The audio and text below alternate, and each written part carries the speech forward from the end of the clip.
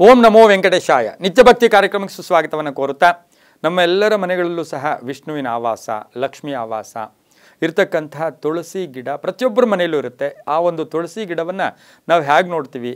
ಮಗಳ ಥರ ನೋಡ್ತೀವಿ, ತಾಯಿ ಥರ ನೋಡ್ತೀವಿ. ದೇವರು ಸಾಕ್ಷಾತ್ ಆ ಲಕ್ಷ್ಮಿ ಅದರಲ್ಲಿ ಇರ್ತಕ್ಕಂತಹ ಭಾವನೆ ಇಟ್ಕೊಂಡು ಆ ತುಳಸಿ ಗಿಡಕ್ಕೆ ವಿಶೇಷವಾಗಿ ಪೂಜೆ ಮಾಡ್ತೀವಿ, ತುಳಸಿ ವಿವಾಹ ಮಾಡ್ತೀವಿ. ಹಾಗೆ ತುಳಸಿಯಲ್ಲಿರ್ತಕ್ಕಂಥ ಮೃತ್ತಿಕೆಯನ್ನು ಎಲ್ಲ ಶುಭ ಕಾರ್ಯಗಳಿಗೆ ಉಪಯೋಗಿಸ್ಕೊಳ್ತೀವಿ. ಆ ತುಳಸಿ ಗಿಡವನ್ನು ತುಂಬ ಆರೈಕೆಯಿಂದ ನಾವು ನೋಡ್ಕೊಂಡು ಹೋಗ್ತೀವಿ. ಆ ತುಳಸಿ ಗಿಡದಲ್ಲಿ ಮಹಾಲಕ್ಷ್ಮಿಯ ಆವಿರ್ಭಾವ, ಆವಾಸ ಕೂಡ ಇರ್ತಕ್ಕಂಥದ್ದು ಕೂಡ ಆಗಿರುತ್ತೆ. ಆ ಭಾವನೆಯಿಂದ ಹೊರಟಾಗ ನಮ್ಮ ಜೀವನಗಳೆಲ್ಲವೂ ಕೂಡ ಸುಖಮಯವಾಗಿರುತ್ತೆ. ಇನ್ನು ಈ ತುಳಸಿ ಗಿಡವನ್ನು ಹೇಗೆ ಮುಟ್ಟಬೇಕು? ಅದನ್ನು ಸ್ನಾನ ಮಾಡಿ ಮುಟ್ಟಬೇಕು. ಸ್ನಾನ ಮಾಡದೆ ಮುಟ್ಟಲೇಬಾರ್ದು ಅಂತ ಹೇಳುತ್ತೆ. ಆಮೇಲೆ ನಮಗೇನಾಗುತ್ತೆ ಅಂದರೆ ಅತಿಯಾದ ಪ್ರೀತಿ, ತುಳಸಿ ಗಿಡ ಬೇಗ ಅದು ಚಿಗುರಿ ಚೆನ್ನಾಗಿ ಆಗಲಿ ಅಂತಕ್ಕಂಥ ಆಸೆಯಿಂದ ನಾವು ಪ್ರತಿನಿತ್ಯವೂ ನೀರು ಹಾಕಕ್ಕೆ ಹೋಗ್ತೀವಿ. ಸಮಯ ಸಿಕ್ಕಾಗೆಲ್ಲ ಅಧಿಕವಾಗಿ ನೀರು ಹಾಕೋದು ಕೂಡ ಅಷ್ಟು ಶುಭ ಅಲ್ಲ.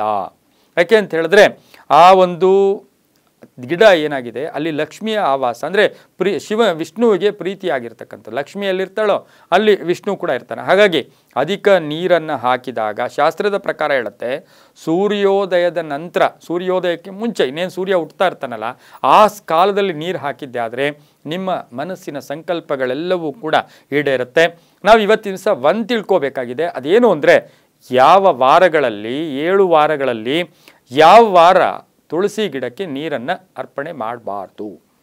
ಅದು ಯಾವ ವಾರ ಅಂತ ಹೇಳಿದ್ರೆ ನಮಗೆಲ್ರಿಗೂ ಗೊತ್ತು. ಭಾನುವಾರ, ಸೋಮವಾರ, ಮಂಗಳವಾರ, ಬುಧವಾರ, ಗುರುವಾರ, ಶುಕ್ರವಾರ, ಶನಿವಾರ ಗೊತ್ತು. ಆದರೆ ಈ ಎಲ್ಲ ವಾರಗಳಲ್ಲಿ ಭಾನುವಾರದ ದಿನ ತುಳಸಿಯ ಗಿಡಕ್ಕೆ ನೀರನ್ನು ಹಾಕಬಾರ್ದು.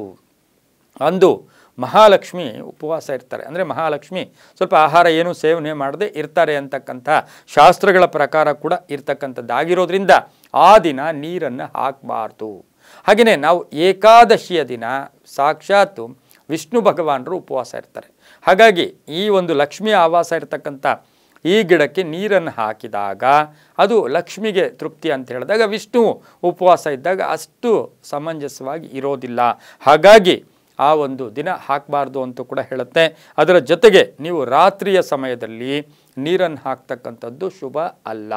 ಇನ್ನು ತುಳಸಿ ಗಿಡವನ್ನು ಈಶಾನ್ಯ ಭಾಗದಲ್ಲಿ ಇಟ್ಕೋಬೋದು, ಪೂರ್ವ ಕಡೆ ಇಟ್ಕೋಬೋದು, ಉತ್ತರದ ಭಾಗದಲ್ಲಿ ಇಟ್ಕೋಬೋದು. ಈಗ ಅಪಾರ್ಟ್ಮೆಂಟ್ಗಳಲ್ಲಿ ಏನಾಗುತ್ತೆ, ಈಶಾನ್ಯ ಭಾಗ ಅಂತ ಹೇಳಿದ್ರೆ ಇರೋದೇ ಇಲ್ಲ, ಎಲ್ಲೋ ಒಂದು ಕಡೆ ಅಗ್ನಿನೇ ಇರುತ್ತೆ, ಅಗ್ನಿಯ ಜಾಗ ಇರೋದಿಲ್ಲ. ಆದರೂ ಕೂಡ ಆ ಅಗ್ನಿಯಲ್ಲಿ ಆ ಅಗ್ನಿ ಭಾಗ ಇದೆಯಲ್ಲ ಅದನ್ನು ಈಶಾನ್ಯ ಭಾಗವಾಗಿ ನಾವು ಮಾರ್ಪಾಡು ಮಾಡ್ಕೊಂಡು, ಅಂದರೆ ಆ ಒಂದು ಈಶಾನ್ಯಕ್ಕೆ ಇಟ್ಕೊಂಡಿದ್ದೆ ಆದರೆ ತುಂಬ ಒಳ್ಳೆಯದಾಗುತ್ತೆ.